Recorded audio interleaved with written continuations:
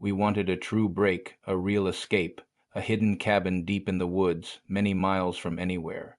It looked like a picture, felt calm and quiet, exactly what we needed away from the city noise. Driving there took hours, paved roads turned too. Dirt paths. Our cell service died about 30 minutes before we saw the cabin through the trees. Perfect, we thought, totally alone. When we pulled up, it was pretty, felt old and simple, just like the pictures. Tall trees stood all around it, making a natural wall around the small open area. The air was clean, felt sharp and silent, a silence so deep it felt heavy. As we took bags from the car, a strange feeling arrived. It wasn't just peaceful. It felt empty, not right, like the trees were watching us, holding their breath. We tried to brush it off. Just city nerves, we told ourselves. That first night, the quiet felt loud. Every small sound from the old wood house, every leaf moving outside felt bigger. Then other sounds came, not wind, not animals, heavy, slow thuds from the edge of the open area, a twig breaking that sounded too close. We lay in bed, trying hard to hear over our fast-beating hearts. We whispered things like just a deer, probably a branch, but we didn't really believe it. There was a dragging sound later, slow and heavy, moving just past the line of trees.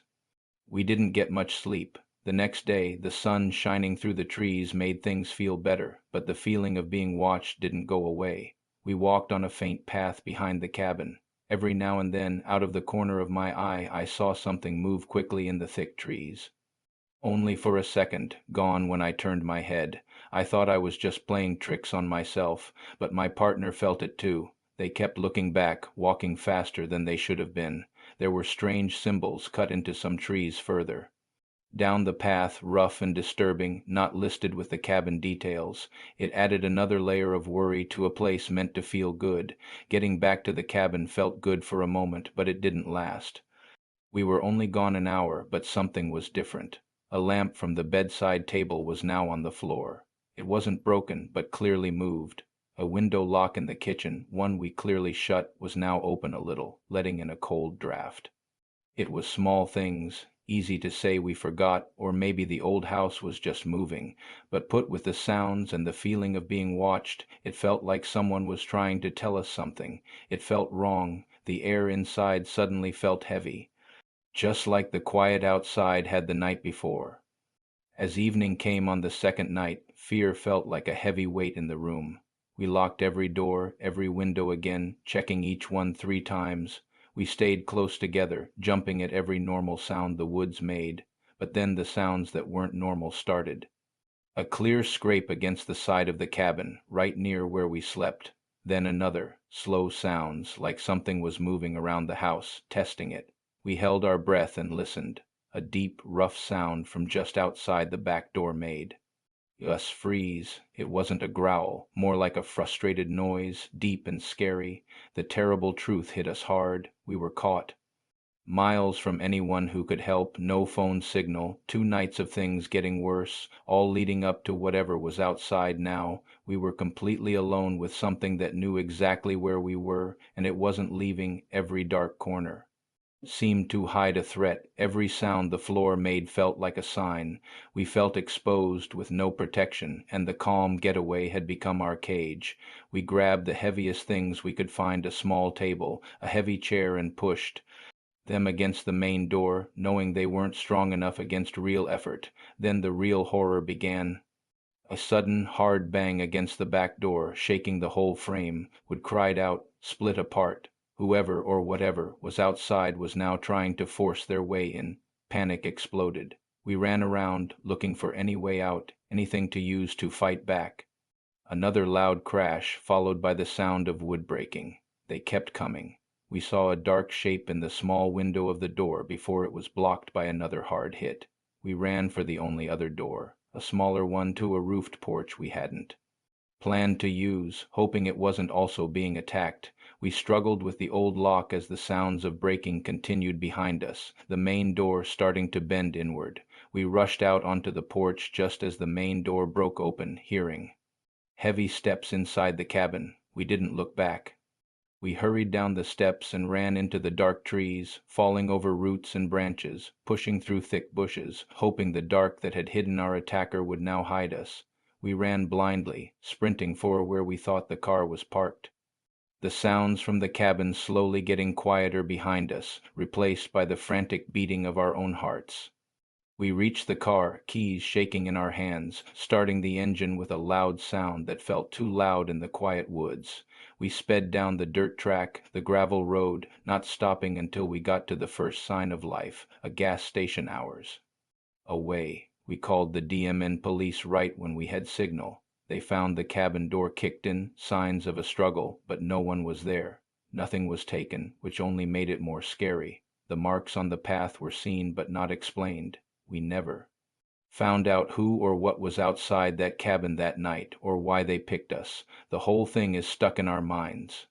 We got out alive, but the feeling of being totally open, alone, and chased in a place meant for peace, it stays with you. We haven't been able to see a quiet, far-off place the same way since. Sometimes the most scary things aren't ghosts or made-up monsters, but the unknown badness hiding just past the trees, waiting for you to drop your guard. We all have habits, things that feel safe. For me, it was my morning walk with my dog Baxter. Same path, same time, fresh air, a calm start.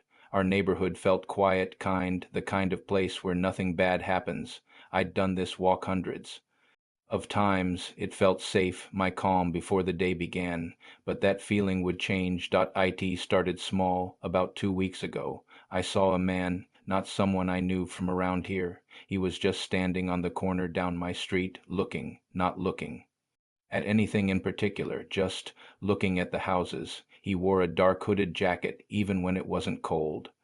I didn't think much of it at first. People walk, maybe he waited for someone. Just strange, felt wrong for that time of day. A couple days later, same walk, same corner, he was there again. This time, he turned his head as I got closer, watching me as I walked by. I felt a strange feeling on my neck. Still, maybe he just lives near and is often outside. I tried to push the thought away. But seeing him a second time, doing the exact same thing, felt less like chance and more like something else. I kept Baxter close and walked a little faster. The next few times I saw him, he wasn't just on the corner. One time he sat in a parked car a few blocks away on a different street I use sometimes. He wasn't looking at his phone or reading, just sitting, looking out. Another time he walked slowly towards my part of the street, and he stopped walking when he saw me, just standing there until I went past him. Each time I saw him added a little more to the feeling that this wasn't just someone from nearby or a random person. It felt like he watched me, like he was interested in me. Then things got truly upsetting. I saw him driving past my house, slowly. He wasn't looking at the road. His head was turned towards my place. He drove past again about 10 minutes later. The simple sightings were gone. This felt planned. It felt like he knew where I lived now, not just my walk route. The safety of my own house started to feel less sure.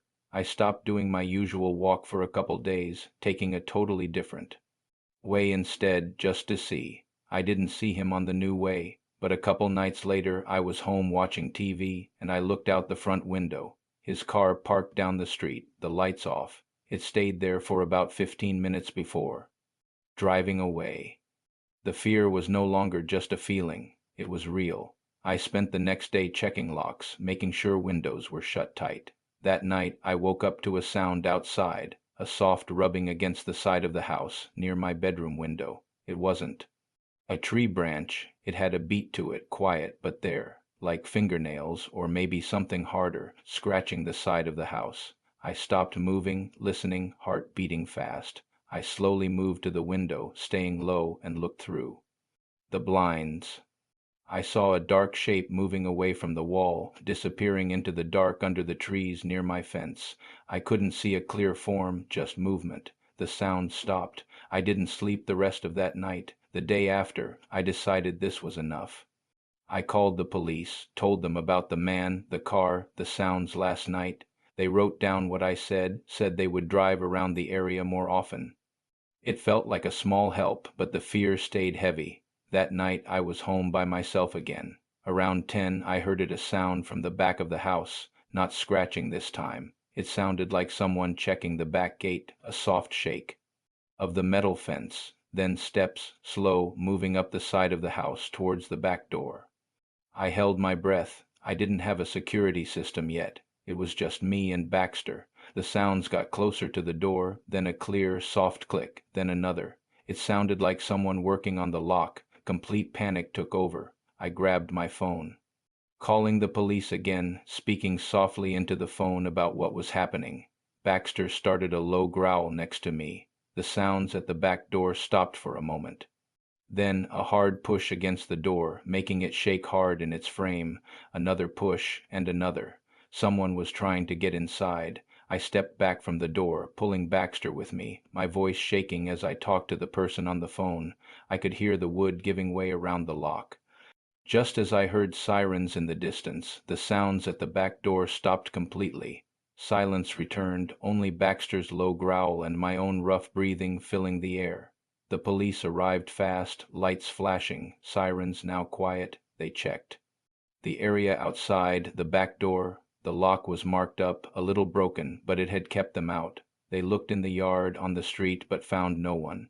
Nothing seemed taken from outside. Just the broken lock and my scary story. They couldn't do much more than write a report and promise to check the area more. I never saw the man again after that night, but the feeling that someone watched me, the sound of those steps, the crash against the door. It doesn't really go away. My peaceful habit is gone. My house doesn't feel totally safe anymore. I still don't know who he was or why he did it. The not knowing is a constant cold reminder that sometimes the most quiet places can hide the worst fears, and safety can be broken with just a few quiet sounds in the dark.